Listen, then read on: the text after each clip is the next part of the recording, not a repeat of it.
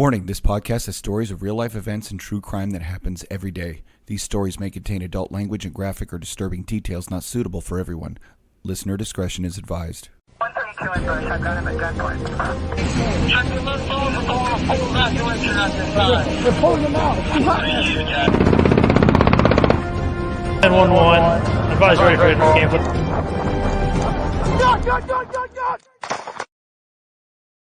Welcome to another episode of War Stories. I'm Tom. And I'm Chuck. And we are here with, we're going to do a marathon.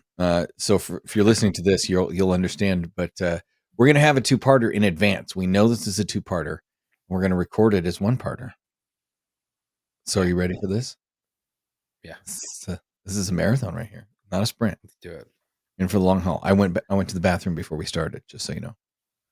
Me too, but the way my bladder works, I'm probably gonna have to. I'm gonna be like this at the hour mark. I know, right?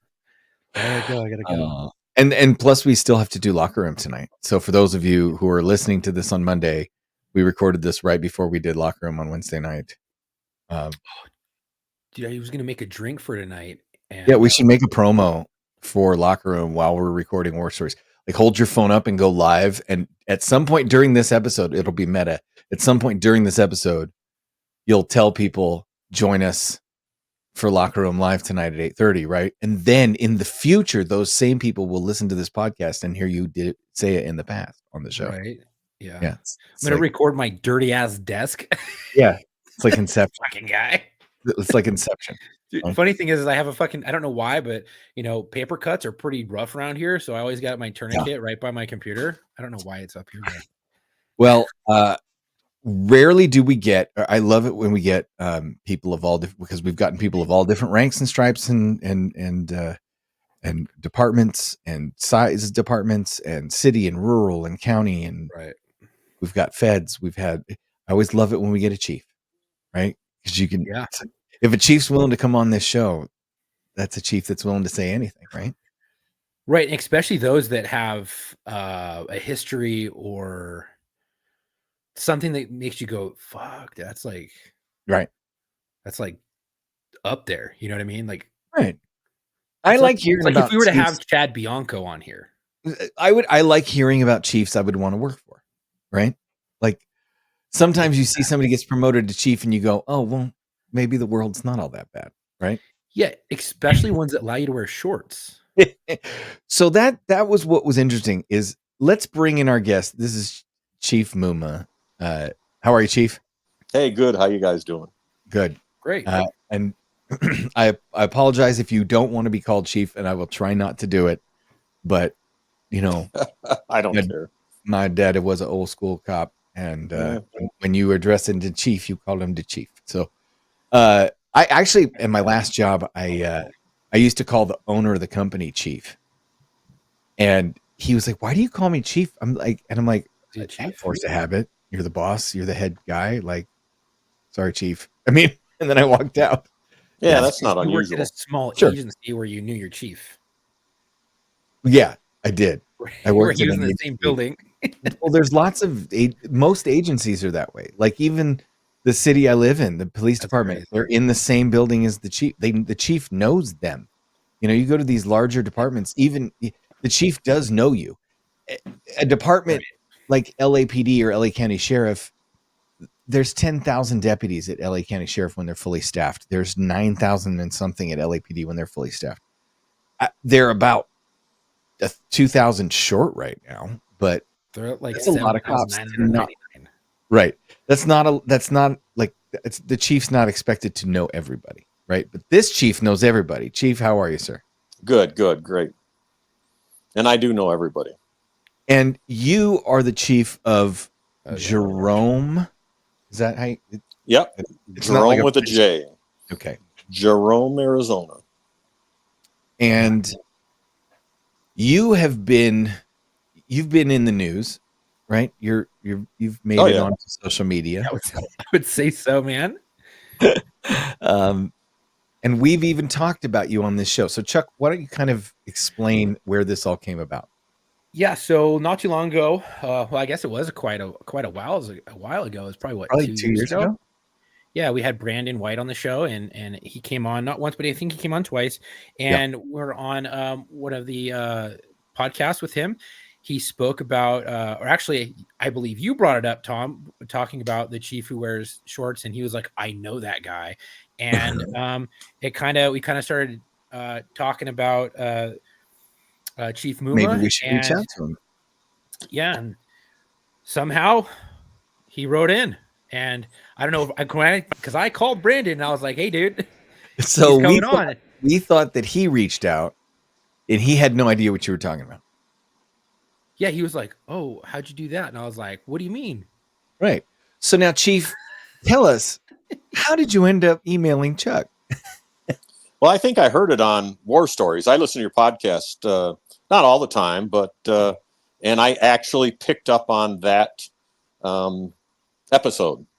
And so I got a big kick out of it. And then I think I called Brandon or texted him or something.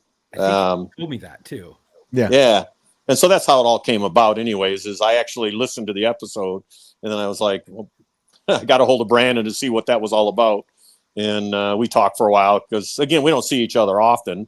But when we do, he's a great guy and I really enjoy yakking it up with him. So I gave him a hard time about bringing me up and my shorts. Those are pretty awesome. But not only to you wearing shorts and being a pretty awesome chief, you are a former Air Force police officer. You're a deputy sheriff, DICORP contractor, a longtime police chief. You're still currently working. You're a competitive shooter, recipient of 2 Medals of Valor, multiple life-saving awards, the Michigan Association of Police Chiefs Distinguished Service Medal for a serial rape case. You're a power lifter. Couldn't tell that. Been on several TV series. You're an EMT. Holy crap. Technical rescue instructor, assistant fire chief, and all around. I think you're a pretty good nice guy.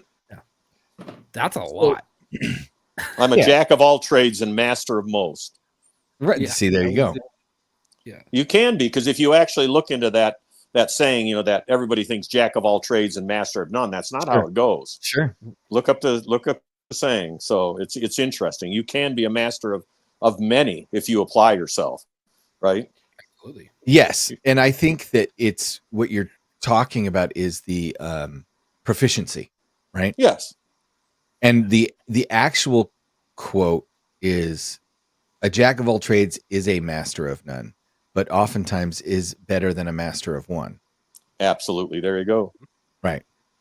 And so you can be a specialist at one thing, but if you're pretty good at everything, I mean, a jack makes of you pretty bad. Yeah. So anyway, as we come in, you emailed us and we thought this is perfect.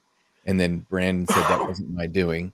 But we thought you've got such a storied career, and you've got so many things to talk to us about. Chuck wanted to discuss doing this as a 2-parter, and I believe you've agreed to that. So we've already primed the audience for the fact that we're going to go for a marathon here. And we'll split it up into 2 episodes. So we'll find a natural place in the conversation to end this episode, and we'll go ahead and start the next one. But I just want to start with I want to work. Normally we start at the beginning, but I wanted to talk about your presence in pop culture, the public eye, as a personality first, and kind of see where you're at now and how we end up. Well, then we'll rewind and go back to how we got there. Like, not quite understanding you. Like how I feel I'm at, or where I feel I'm at right now. Well, so you're a working police chief, right? How big's your department? Absolutely. I've got 7 guys. Okay. And then I've got a parking division, and then I'm also obviously the assistant fire chief, so I have some paid personnel there, and then I've got about 20 volunteers there. So, so you're the police chief and assistant fire chief. Correct. Yep. Wow. Okay. That's a dual. That's cool. And what's the population of Jerome? Well, the population of Jerome's only about 500 by census, but we see about 1,500,000 visitors. So my department's kind of like the park police, like some big cities have park police. And so that's why we function as a city of probably about 2,000 as far as our call volume, right? Okay. So you see this massive influx and outflux of people through there for what is it? Is it tourist? Are you like on a highway that people travel through? Are you a stop for people to get gas? How do you see so many people? Yeah. Jerome's a little tiny town on the side of a mountain. We were a copper camp established in 1876 and incorporated in 1899. And at one point, we were like Arizona's second largest city in the state, right? We vied for the capital. I mean, we're centrally located. And then the mine shut down in the 50s, and the towns almost ceased to exist. By the late 50s, there were about 50 people left. It never went away completely. It became a ghost town for the most part. The hippies came and invaded it in the 70s. And actually, if it wasn't for the hippies, this town would have probably went away. Wow. And so they had started a commune, and, they did the things hippies do. And the old timers and the hippies kind of, went at odds with each other sometimes. But lo and behold, they kept the town together and never lost their incorporation. So the city has always maintained its incorporation, which meant it had to provide services, police, fire, medical, town government, stuff like that. And then it saw this resurgence late in the 70s, and people started coming here because it's a cool place. You're up, we're up at 5,500 feet above. I can look down the valley. I look down upon Sedona. Wow. Yeah. That's what I tell people. Sedona's beautiful. Oh, it is. It is. Sedona looks down on the rest of Arizona. So if you look down on Sedona, you're doing all right.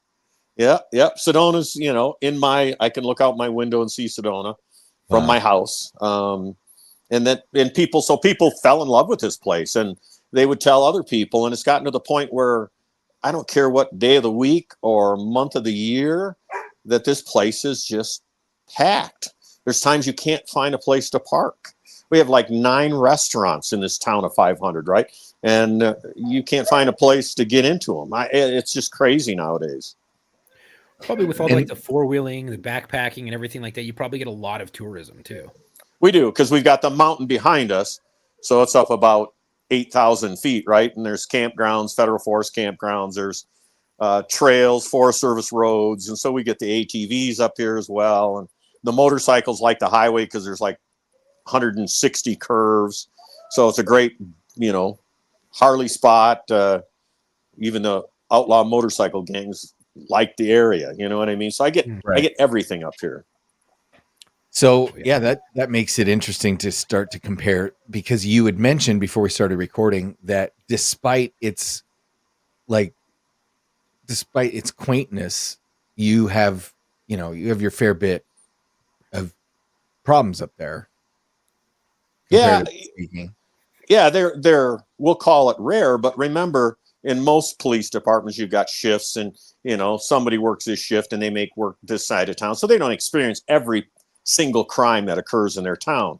Right. I experience everything literally that happens. As long as I'm here, I typically roll on it. If it's anything of any serious nature, I go on it, whether it's backing up my guys, whether it's, taking down a wanted felon, whether it's a group of the Mongols coming into town, 50 plus, whatever it is, I'm there, right? Love that. I love that. Wow. That's awesome. Because I have said there's only about one way, ever since I've been retired, there's only about one way you could coax me back into law enforcement. And that would be if a small town of about 150 people elected me to be the sheriff. And it was me in blue jeans and boots with a gun telling Hank the drunk to go home, Like, this sounds an awful lot like the plot to Longmire. It is actually. I got a. Go ahead. I had a little side story to Longmire. I was approached by a casting agency, and it was just in the COVID period. And believe it or not, they had learned about my town and me, and I interviewed, made it all the way to the final casting, and they had pitched the show to the network. It was the Lifetime Network, I think it was, but it was a series that was to replace Longmire. Okay. And I was gonna be cast as the lead character, and then the show wasn't picked up, but it was still a fun experience. You know what I mean? Right. Sure. So I thought that was kind of interesting. Wow. I mean, I get, like, I've done shows and stuff, gone back to acting. I always tell people, they always say, did you do shows when, like, because the guys know I've done plays and stuff and acted. They go, did you do that where you're a cop? I said, no, I just put it on hold because it's weird if you're like arresting somebody and then they go, oh, hey, I saw you in that play 2 weeks ago. You were great. You know, that just, it's weird, right? But It's like, it's my buddy. Yeah, right? He's an actor and a cop, and it's the weirdest thing ever. Yeah. Well, I mean, you know, if you're going to be an actor, you got to have a day job. Absolutely. So now here you are, chief of a handful, right? How many you guys have? 2, maybe 3 on at a time? Typically it's 1 or 2. Yeah. Okay. So I figured based on the number, so it's, you know, I can imagine during your busy season you have 2 people working. Yeah, well, yeah, weekends and things like that. Yeah. And then you're on call. You're listening to the radio, except for the times where you're sleeping, and even then you probably still have it on enough to where. I don't listen to the radio constantly. My guys, I trust my guys to do what they need to do, and dispatch knows if they need assistance and we can't get it, quick enough from our sister agency down the hill, then they call me, right? So, because I am here. Or if my guys, need some assistance, they call me. So, it works out pretty good. Now, Chuck, we're talking about as small of an agency as you can get, minus being like the chief of police in Jaws, right? Like that guy had 2 people working for him. Or what's the Stranger Things, where it's the chief and 2 officers, right? Like, that's about the only way you could get smaller than what Chief Muma has. And yet I would totally go work for him. I don't know about you, where you come, like you come from almost as big of an agency as you can get, or as close to it, Right. I almost made that jump. I almost went to Shafter PD, and we actually had the assistant chief on from there. What's his name? Brian. So Brian came on, and this was my dad's captain at the time when I was young, growing up. And I did so much shit with him, and he became the assistant chief of this agency after he retired and had a couple of retirements from other places. And I actually went and did a ride along out there, and it's the same, about 7 officers. It's a small town outside of, just kind of like outside of Bakersfield, and it's called Shafter, and it is kind of like similar to what Chief Muma is saying, is kind of like this small little town, but it's big town. Sister agency is like right down the road, but except this was all flatland and not like a mountain or anything like that. So very similar, and they only had 1 or 2 guys on it all the time, but it was busy. And there was a lot of like drugs that was coming through, a lot of trafficking that was coming through. And I was like, holy crap, like you guys are very understaffed. Yeah. And the population is 20,000 now. I don't know what it would have been back then. But it was like wild West shit. They didn't even have computers in the car. Right. They had a radio, and then they had regular radio. When I got hired, we didn't have computers in our car. Yeah. Neither did I. Yeah. I did. I know you did. I know. I get it. My dad remembers getting computers in his car at LAPD when they first got them. But my dad also remembers when they handed him a radio and said, you can put this on your belt and talk into it and get people on the radio. And he went, I don't have to go back to the car anymore. He also remembers having a call box key. So Adam 12 days right there. Yeah, he did. He came on the job when Adam 12 was still on the air. Oh, wow. That's crazy. That's crazy. So he literally had that gear, that kit, that setup. His graduation picture, he might as well be Reed. It's it's great. But I think to answer I your would question, now have a little bit more like maturity. I would much rather work for a smaller agency like that now, being older and having years on the job. as opposed to being a young rookie that's chomping at the bit to get out there ready to rock and roll, because you're going to get into situations where you may mess up because you're immature. Just face it, you're immature, and you could screw up your career in a small agency. But I think coming from a big agency, looking back upon it, if the maturity is there, a smaller agency is probably, you're going to itch those itches there. It's just going to be in a different way. You're going to be able to get into a lot of stuff. It may not be like a big agency where you're constantly getting into all these murders, but when shit goes down, shit goes down. And Well, so here's the thing: when something happens at a smaller agency, it's all hands on deck. Everybody's involved. Yeah. Right? When there's a homicide, Yeah. everyboys involved. When there's a big robbery, everybody's involved, right? So you like when you have a big event, that shift is dealing with it. You call in the very next shift, and they're the people that you saw when you left, right? Yep. Right? You're like, Team's there. The team camaraderie, that team mentality is there. Whereas opposed to a big agency, you may not have that. Right. And then when you go on your days off, the B team comes in and they handle calls while blah, blah, blah, and then you all kind of talk, you actually only get to see each other at in-service training and ask how the other half of the week is. But you become two different squads and you all know what's going on and you're all involved. I mean, I'm sure, Chief, you guys get a homicide. First of all, you're calling in the world, right? But you're going to absolutely. Yeah, no, I'll be there. But, I know enough to say, hey, I can't handle this, right? I don't have the resources. We've got a great sheriff here. The sheriff is he said, anything you ever need, just call. And anytime I've ever needed anything, okay, the sheriff, I give him a call and they give me those resources. It's a great relationship, right? So we handle a lot of calls up on the mountain for them when they're kind of stretched thin, because again, that it's kind of the district split zone is the top of the mountain, so they don't typically come up here all the time. So oftentimes up at the campgrounds or on the road, or they'll get rolling domestics or whatever, and they'll call us and ask us for assistance. We always help them, right? And in exchange, we get the help from them. So it's a great relationship. We work together well. So now that's how I wanted to kind of establish where you're at now. Because I want to then talk about how do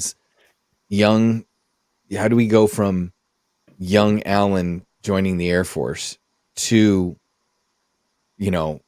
decorated police chief wearing shorts on the internet, Chief Muma Allen. How was that just kind of, did you kind of fall into it, or how did you, Yeah, it's kind of weird. So my father owned businesses. He wanted me to be this master mechanic. He was a drag racer, right? We rebuilt Corvettes. He had multiple service stations. I got into it initially, and it was like, but I just didn't feel it in my heart, right?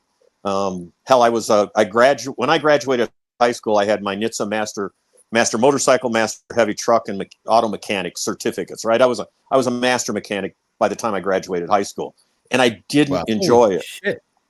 Yeah, but it was no fun. Put a car up on a hoist after a Michigan winter when they're running around in the salt and the mud, and you got dirt down your ass crack, right? You can't get the black out of your fingernails. I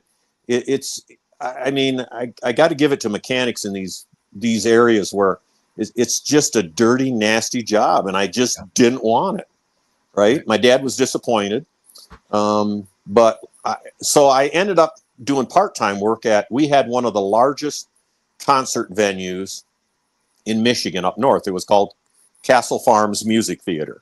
It was the old Loeb Estates, it's an interesting historical thing because there was a murder that happened on the grounds and stuff, but it was an old cattle farm and it looked like a castle. It's a crazy place, Castle Farms Music Theater. It's now some fancy wine place now, but they did these huge concerts, right? I mean, we're talking 15, 20,000 people. So I started there as a guard, right? Because they employed hundreds of people. And it was kind of fun. It was some extra money, and it got me out of the station. And, it's fun to go to the rock and roll shows, right? They had big parties afterwards. And, you're a young kid, and it's like, hey, trust me, it was fun. And my boss there saw something in me, and I rapidly rose up through the ranks to the point where by the time I had graduated high school, I was one of the top security leaders there. This is what it And looks Is this yeah, what there you go. Yeah, Okay. that's Castle Farms Music Theater. All right. That's cool. All right. And so it was a fun, I had fun, but I also learned I could make really good money doing that. I literally, I want to say by 1981 or 82, I had taken over all of the security at the facility. So I traveled around the state of Michigan. Now I'm 22 years or 21 years old there. Okay. And I'm going from venue to venue. And sometimes I have up to 200 people working for me in a business it's just crazy. You can't even, unless you've been in it, you don't even understand it, right? I wasn't law enforcement then. I mean, right? We protect people and we kick people out of the concert. And we make sure, the rock stars don't, get attacked. And, it's a different job. Yeah, different job. I mean, I remember coming into the bathroom one time and seeing a gal on her all fours naked with a guy pulling a line of cocaine off her back. And I was like, this is crazy, right? But I never, in all of that experience, right? I never fell into that, right? I mean, I never did drugs. I drank very little.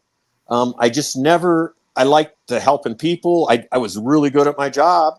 And, it was a different world. And it was at that point in time, I thought, because we interacted with the sheriff's department, right? Because they're on the outside of the fence. I'm in the inside. When we kick them out, we have to drag people out. I mean, I had fights that you just can't even comprehend, right? It's like during the Watts riots, we had fights like that kind of thing on the facility, right?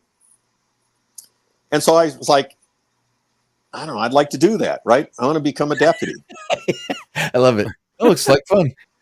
Well, we were having the fun. They were having the fun, but I got to give them and they got to put them in jail. You know what I mean? Yeah. So it was kind of like, it was a calling, I think, And so I started on my path about that time. Well, you want me to continue? It's kind of crazy. I can talk a lot. Hey, that's why we're here. We'll just tell us your crazy stories along the way. We're here to get your story. And, right. and as you throw in events and stuff, that's what we're here for.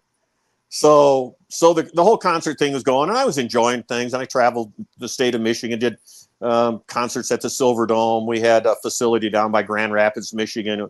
It's called Northern Star. It was actually kind of like Castle Farms, but it was in a big giant potato farm, right? We put a big stage up, erected a stage. And but as time went on, I really wanted in the sheriff's department. So I got on the auxiliary. Okay. So I became a posse member, right? A lot of sheriff's departments had volunteers. Yeah. So I started there. I became a volunteer. And when they have somebody lost or something was going on, they needed lots of bodies, they'd call you out. And, and I started in the jail working communications. And then, you check the jail, our whole jail, I think we had, I probably exact count, maybe 12 or 16 cells, 12 cells, maybe, might have been less than that. Maybe that was the total prisoner capacity. Just a little sheriff's department in Charlevoix County. Right. And I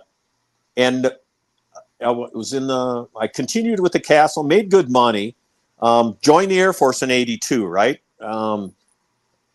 My dad, I thought my life was handed to me quite well initially. I thought I was going to go to college. My dad was well off.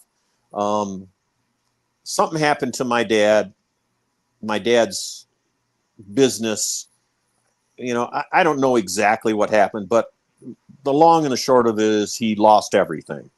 So I went from literally having my college paid for, driving a Corvette in high school, to having nothing. I lived on the back 40. I had bought some property and I had a single wide trailer that had no power, right? I didn't have everything hooked up. I lived a winter there stoking firewood in a wood stove, trying to stay warm and, going in an outhouse. And I said, this has got to stop, right? You can't depend on other people. Right. And it was at that point in time, because my father would give, and he still to this day would, right? That was my father. My father was one of the most generous people in the world. If he didn't have anything, he'd still give it away. But I learned that I relied on that, and that's not a good thing, right? I didn't know as a kid. You don't know as a kid. No, it's just generosity. Right. Yeah. And you go, oh, I'll take it. Hell, if he's going to give me. Your dad being your dad. Right. Yeah. He's like, if I can drive the Corvette, or I got this 4-wheel drive truck or whatever. You don't know any better. No, you don't, until you don't have it. Right. And then you're struggling. Right. And I was married, and it's like, this blows, so you're trying to figure out what to do. And you're like, oh man, I don't have. And so I thought, the military, my father was a military member of the Air Force, long service. And I'm like, well, I'm going to do what he did. Right. So I joined the Air Force, tested out. They said I could do pretty much anything I wanted to, and I wanted to be a cop. So I went into the Air Force's security forces program, and, got some college money. Now, I didn't go active duty. I took the reserves because I didn't want to get trapped in the governmental bureaucracy that my dad had talked about. But I wanted to serve my country, get some college money, right? Travel the world, that kind of thing, all of which I got to do in the Air Force. Sure. So it was a step into what I wanted to do, right? Went to basic training, went to security forces training, got out. But I was still working for the concert facility. And then I had an epiphany there. I learned that not everybody is out to help you, right? That they'll take advantage of you. And I saw that on the horizon with my boss in that business. When he took me aside when my paychecks would bounce, because he was trying to get the deposit money for another band. And I would confront him, and he told me how he was going to be on a beach in the Bahamas at 35. Right. And I'm like, this guy doesn't care about me. Right. He cares about himself, and that's it. And so that's when I went. And the sheriff's department, I was volunteering there. Right. And they came across and they said, hey, we got a marine job for you. Marine patrol. Boats. Yeah. So I was like, that sounds cool, right? I lived in an area, Charlevoix, if you're familiar with Michigan. It's between Lake Charlevoix and Lake Michigan. I mean, it's water everywhere. We had 7 beaches in my hometown, or my town there that I lived in. So Michigan's no joke when it comes to lakes. Oh, no. Yeah. Isn't Minnesota the land of lakes, or Wisconsin? Yeah, Wisconsin or Minnesota is the land of 1,000 lakes, and Michigan's no slouch right after it. Oh, they're just, there's a bunch of them. Naval training ground there. Oh yeah, that's right. Down by Chicago or something like that? Isn't that? Great Lakes, Great Lakes Naval Academy, right? Yeah. Mm-hmm. So I was like, hey, this sounds like a great. I mean, come on, think about it. Right, you get to take patrol boats out, go patrol Lake Charlevoix, Lake Michigan, Round Lake, the Walloon Lake. I mean, in northern Michigan in the summertime, I'm still pretty young, right? I'm like, this is going to be a great job, and it was. And then on an August night in '85, I had a call go out, and it was a bad weather came in. We had a significant squall come in. And the Coast Guard had all their rescue boats out, and they came out and they said, hey, we had a 59-foot fishing trawler. I think it was the Hazel W, just sent out a mayday, and they went down in Lake Michigan, 5 miles off the coast. Oh, man. And they're calling. I'm like, okay. I'm like, so what am I supposed to do? And they're like, well, you got the only boat that's left. The Coast Guard's out on rescues, and we got nothing else. And I'm like, okay. I guess we'll do this, right? I mean, I had nobody else. It was just me. Wow. Right. So I ran to the Coast Guard station where my boat was docked. I had an 18-foot whaler. I jumped in my whaler, put my vest on, made a high-speed run. When I got to the channel, we had 2 big pier heads in Charlevoix that jut out into Lake Michigan.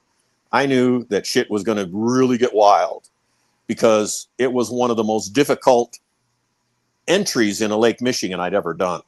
Because when waves break over the pier heads, it's hard to keep your boat straight, right? Because the currents are trying to flip it around and make it go all kinds of different ways. Yeah, when people need to think of the Great Lakes, they need to think of more like going to the beach at the ocean. Absolutely.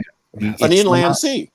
Yeah, it's there's waves. It's got tides. It's it's a giant body of water, right? Like this isn't like going to your local ski resort and Lake Tahoe. No. Okay. No, Just want to get that out of, because there might be people listening to the show that are like like, it's a pond.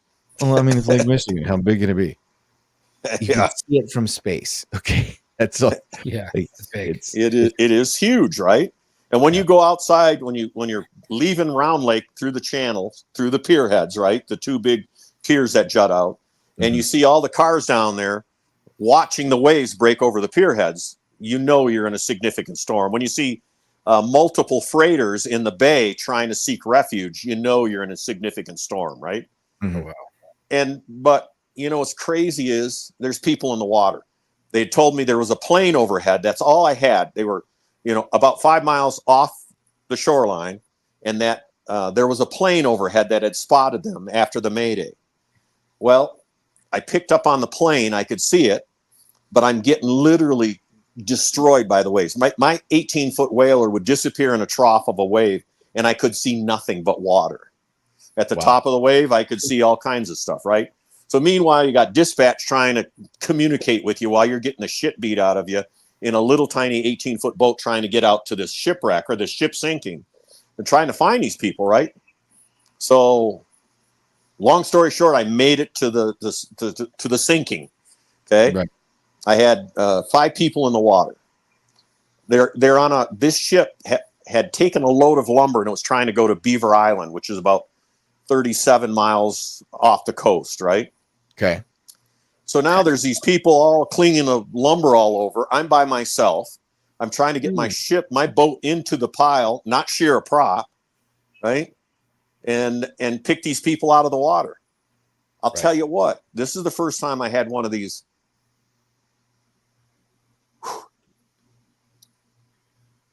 meetings with God. Because I can't tell you to this day how there was an Indian by the name of Clifford Napont who was in the water. Now, he was a big guy. We're talking 300 pounds at least. He's in the water. I've got a whaler. If you're familiar with a Boston whaler and the bow rails on a Boston whaler, it's not like bending over and picking up a 300-pound deadlift.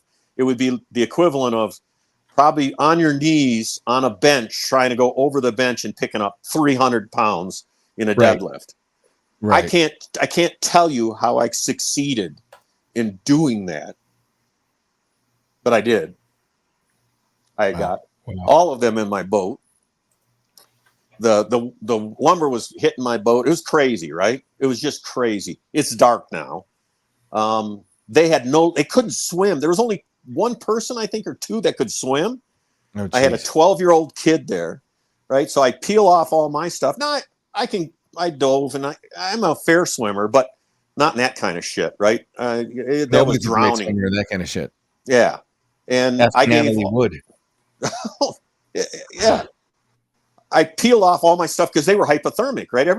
The lakes are, they're warm, but they're not like Bahamas water warm, right? They're not in the 80s and 90s. We're talking water that's in probably that time of year, the low 70s, right? So it's hypothermic water. But I got them in, and I started back. Scary as hell. But one of the coolest things, I was about 2/3 of the way back in, and the Coast Guard had pulled off. They had finished one of their rescues on further up north, and they met me. Now, we couldn't do anything. All they could do is hopefully make sure I didn't crash and kind of escort me back through the mouths of hell through the pier heads. But they were in another whaler, right? They were in a whaler rampage. And we made it in, and I made whaler news and news all over. And, of course, my sheriff thought that was really cool. And, you know how sheriffs can be, right? They take advantage of those things that bring them positive public press. Right. And they said, when you got to get elected. Yep. So that was the start of them then deciding that they should send me to the police academy. Right. So that's what got me into the door of the police academy. Being a hero. Well, It's you know, you simple don't, with me there. yeah, and it's crazy. I mean, I've done those things several times through my career, and you never thought of that. I didn't Right. go, oh, let's jump in the boat and go out and be a hero, right? I mean, that's not what happened. No, you're not No, looking for accolades or accommodations. Or commendations. You're looking to just save the person that you're supposed to go out there and save. Absolutely. You have That's what a our mission, job and you're is, going to go do it. right. Yeah. right? And they say We're that here for the people. no one's the villain in their own story. Well, no one's the hero in their own story. If you're a real hero, you just did what needed to be done. You were like, they're like, hey, look, a hero, and you go, where? Yeah. And I'm always reminded of what Dick Winters said at the closing of Band of Brothers when he said, you know, people ask me, Grandpa, were you a hero? And I said no, but I served in the company of heroes. You know, and that's how it feels. You're absolutely right. So you end up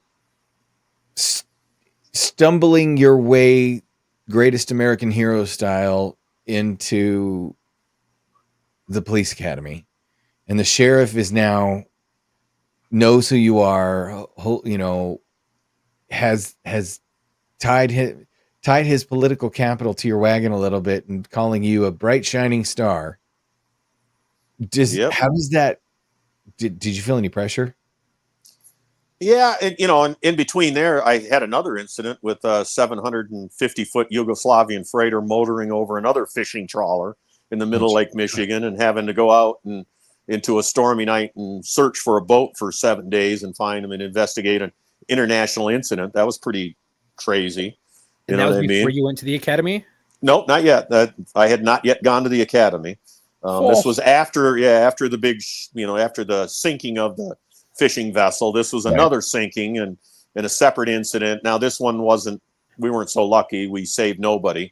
Everybody was killed, right? But it was one ship crushing another one. So but that was a crazy story. You know what I mean? Because in the end, there was like deception on the part of individuals involved, and like we found the boat in like 50 feet of water, and you could tell there was very little damage to the boat.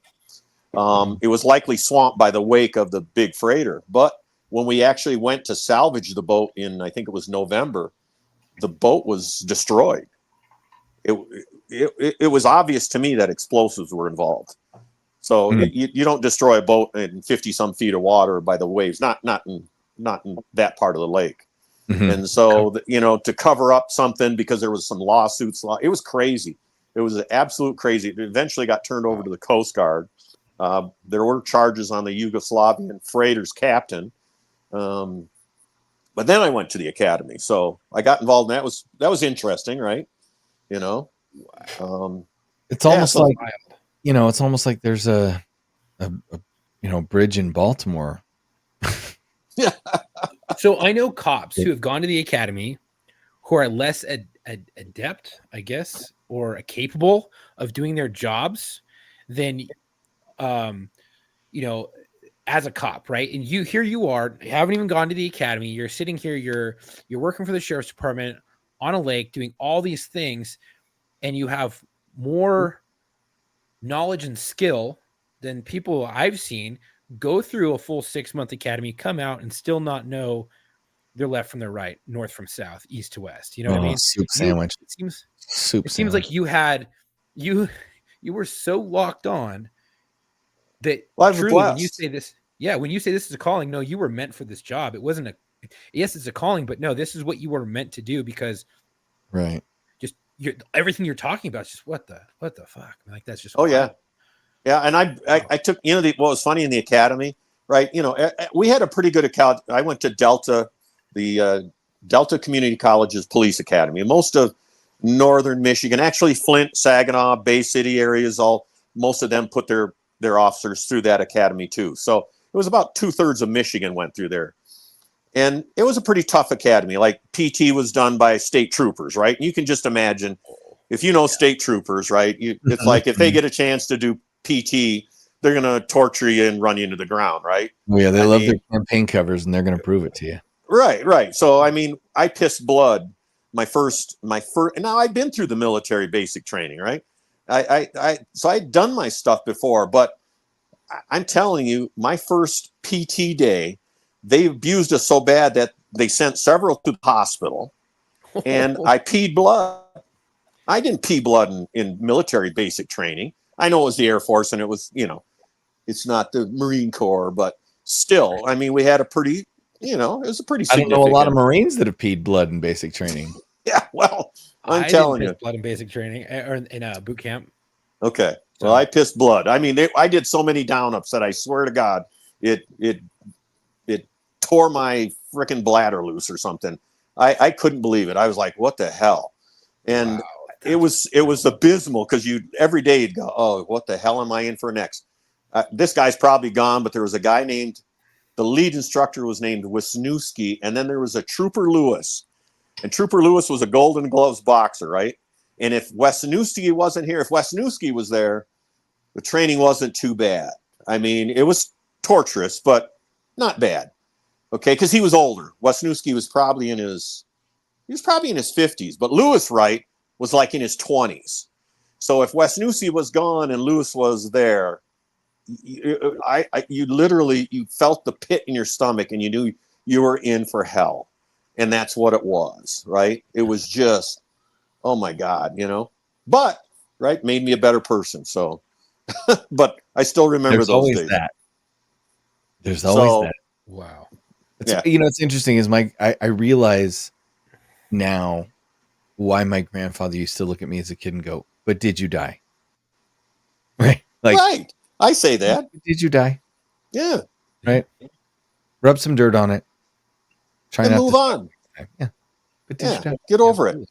Right. We live in a world of pussies nowadays. And again, not everybody's made for this work, right? Not everybody should be in the military. Even those that go into the military, in the police, same thing. Not everybody should be a cop, right? It's a different job. Today, I think we're trying to make the job fit everybody, and it's just not that way. There's people that are meant for this work, and there's people that are not meant for it. Well, I think the problem is that we're not. So this is somewhat like the American Idol auditions, right? Somebody has to be Simon Cowell, and somebody has to look at these people and go, "Singing is not for you," right? Yeah. And it used to be the background process would kind of separate the wheat from the chaff, and you would tell people they would learn getting turned down or getting DQ'd or this is not for you. The psych, right? Whatever. I know of a person who sued and beefed the psych and was able to get a second shrink to say something different than the first one. So then forced the department she was applying for to go to arbitration. And she appealed it. And this third psych agreed with the second one and she got the job. And then didn't even make it off probation. And surprise. It was because she didn't have the temperament for it. And I said, right. That's what the first shrink was trying to tell you guys. This job is not for everybody. Doesn't mean everybody doesn't want to. There's lots of people that want to do it, but I want to be a professional ice hockey player. And guess what? I'm not cut out for it. You know what I see now more than ever is I look at it back, and so I'm going to use California, LA in particular as an example. Back before the riots and the Rampart scandal and Rodney King, you could find this in the news or whatever in the library. LAPD was low on officers, kind of like how they are right now, right? And they started lowering their standards to hire to get them to that quota that they needed, that so many officers to man the streets. So they needed to get there. So they lowered this expectation standards of officers to hire a fucking shit ton, right? And they did that. They met their quota. They got close to where they needed to be. And then that went on for a while and they let their standards kind of go back to normal.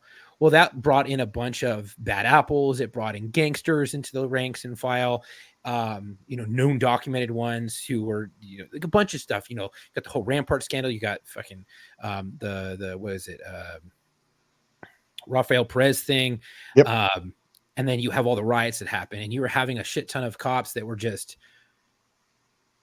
shitty cops, shitty people that have the job now. And were able to take people's liberties away and freedoms away. And now you look back again where their numbers are dipping, and now you have more officers that are coming on that are not adequate for the job. They're only doing it because they lost their job, and now they want something that has good medical and dental, and they're doing it for all the wrong reasons. They only want to promote. They don't want to work patrol. They don't want to, grind the gears like everybody else before them and become a solid street cop before they promote. They just want to do the bare minimum to get by, to get promoted, to get the solid medical and dental. And this is breeding the wrong type of cop.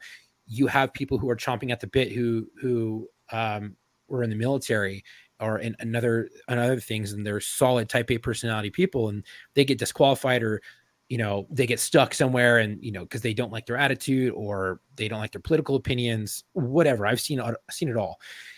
And now you have people who are just, well, the reason why I'm here is because my business didn't work out and I needed a good job with good medical and dental. And I'm like, this is the wrong type of people bringing this in, and it's going to lead to more scandals down the road.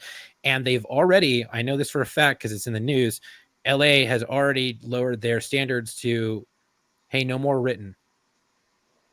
Oh. Hey, let's not do this. Hey, let's not do that. Oh, Jesus. And now you're like, what are you supposed to get? I mean, it's crazy to think that, there are people out there that want to do this job, and the agencies aren't allowing them to do their job, or they're not hiring those people, and they're hiring the ones who went to college, have master's degrees and freaking doctorates and stuff like that to be cops.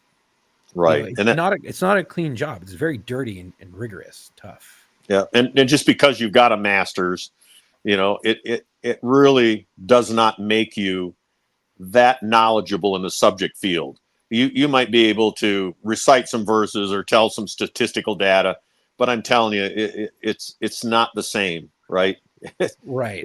And this is happening countrywide, where they're lowering standards for cops, and it's only going to breed shitty cops, and it's going to breed scandals. Here's why I don't give a shit about your master's degree, because knowledge is knowing that a tomato is a fruit.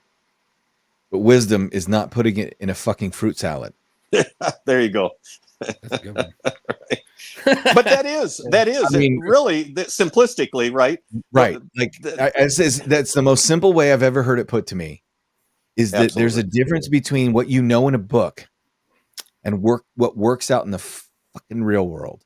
Yeah. And I don't care how much you desperately want to ride in a black and white and wear the badge and run the cherries and blueberries. It's not for everybody. Yeah. And a man's got to know his limitations, to coin a phrase. Yep. So I totally agree. We have gotten we've preached about it on this show. Excuse me. I firmly believe that there are things that we're too lax about, like hiring ages. I mean, I should not have been a cop. 20, 21 years old. All right. I know. Right. Like, can we make detective junior grades like the 21-year-olds that just get out of the academy, and they can go learn the investigation part of it, right? As a junior detective. Right. And then when they get a little time in detectives, then we put them with an FTO, and we about 24, 25, when they're married, they've got a kid, we'll put them out on the street to start learning how to work patrol, because patrol is much harder. Oh, absolutely. Because it's such a diverse field, isn't the right word. I mean, it's so diverse, right? You don't, right. You can say, well, I know a lot about evidence collection, or I know a lot about this or that, right. But it's everything. And and you never know what's going to be thrown at you. Right. Right. Yeah, you're a therapist, you're a hostage negotiator, you're an investigator, you're a fucking detective in some areas. You have to be an expert shot, you have to be a critical thinker. It's not just one course of work, it's everything. I feel like we may have the model wrong. Because if you think about it, and I don't want to give the feds credit. Okay, full disclosure, I'm not giving the feds credit for anything. I am saying that when you go to somewhere like the FBI, everybody's a house mouse. You get out of the academy, you are assigned paper bitch. You like go get coffee, right? You check reams and reams of paper for one fly in the ointment decimal point. Like my dad told me, you don't go to the FBI. They don't do police work. They're accountants, right? No, that's what they look for. But Right? when you prove to be a good agent, you can be blessed as a field agent, right? Like you go out and you get more assignments out in the field, and you have to prove that you're out allowed to go play with the people in the general public. Now, that's the only place I'm saying that they may have something conceptually right, which is, what if we lived in a world where once you got onto the police department, all the shitty jobs, the counter reports, the junior detective stuff, the going along and setting up crime scene tape and doing all the little basic bitch work that cops hate doing, that's the stuff you cut your teeth on, right? They'll give you a uniform or they'll give you a detect. And then as you prove that you can handle it, we'll put you on one or two tracks. The tracks to go out to the street or the track to go into Dare. And I mean, if we were at a point where we had enough officers, that would be a solid way to do it. You know, like where every agency wasn't understaffed. yeah, But yeah. people have deemed, I guess, the politics and media and You everything. have to shift people's mindset. You have to make them realize that patrol is where the cool guys go, right? Yeah. Being able to That would make be those tradition. decisions on the fly. Problem is, patrol's a young man's game. So by the time you're ready to go out on patrol, emotionally, your body can't do it. Anyway, 5 years sitting in that So, desk. I mean, that's not so gonna here, hey, man, we have burned through our time. So we know we're going to do a two-parter. So let's pick up with some of your favorite stories from your career after you finally get into law enforcement proper. But this is a good place, I think, to pause and do our part two. However, we always give our guest the chance, and our guest does have dedication. However, we're going to have one guest, but we have to have 2 episodes. So Chuck has this episode's part 1's dedication, and Alan, you have part 2's dedications. Is that correct? Yep. Okay, perfect. So why don't you tell us what this one, I read about this through social media channels because I still have connections down to Southern California where I grew up and where a lot of my friends are on police and fire departments. So this one was kind of a yikes.